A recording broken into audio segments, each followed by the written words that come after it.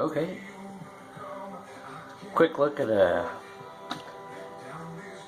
me installing the exhaust system on my 99 Dodge Durango. It's been a little bit of a pain in the butt, but it's going alright. Give you a little look at it. The Walker sound effects exhaust system. I kept the catalytic converter in the pipe that goes to that, but everything else is Walker. Seems to fit pretty good. Can't wait to get it finished up, get the tailpipe in, and give it a sound, give it a listen to how she sounds. Let's take a look real quick. Alright.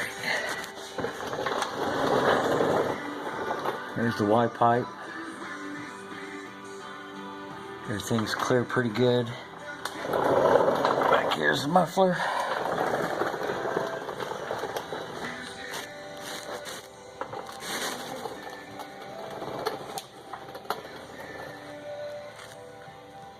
Had to do a little bit of work on the tin back there.